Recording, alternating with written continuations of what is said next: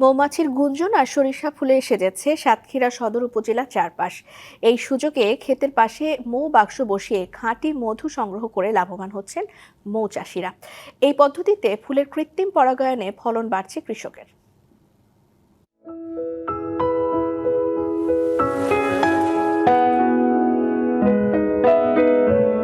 সবুজ আর হলুদের মিতালিতে সেজেছে সাতক্ষীরা সদর উপজেলার ফসলের মাঠ। হিমেল বাতাস সরিষা ক্ষেত ছুঁয়ে মন মাতানো সুবাস পৌঁছে দিচ্ছে লোকালয়ে।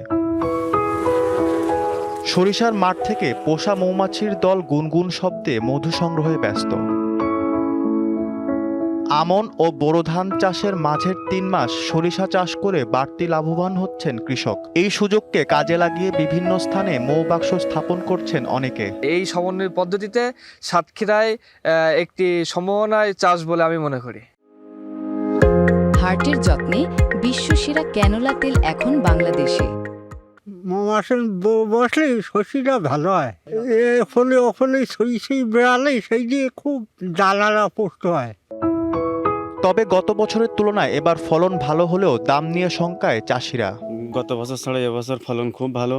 গতবার আমরা 32 থেকে 3600 টাকা দাম পাইছি। আমাদের দাবি সরকারের কাছে আমরা যেন 4000 টাকা দাম পাই। মৌমাছির পরাগায়নে ফলন বাড়ছে চাষিদের, একই সাথে আহরণ হচ্ছে খাঁটি মধু। সমন্বিত এ চাষে জমির উর্বরতাও বাড়ছে। সরিষা ক্ষেতের পাশে মৌবাগ বসানোর কারণে আমাদের সরিষার উৎপাদন প্রায় 25% বৃদ্ধি পাচ্ছে। জমির উর্বরতার শক্তিটা বৃদ্ধি পাচ্ছে। সেখান থেকে যে মধু উৎপাদন হবে সেটা দেশের বিভিন্ন প্রান্তে ছড়িয়ে যাবে। আমরা এই সরিষা আবাদের করে কৃষকরা লাভবান হচ্ছেন এবং দিন দিন এই সরিষার আবাদ বৃদ্ধি পাচ্ছে। সাতক্ষীরায় এবছর সরিষা উৎপাদনের লক্ষ্যমাত্রা 27,000 মেট্রিক টনের ওপর। DBC news desk.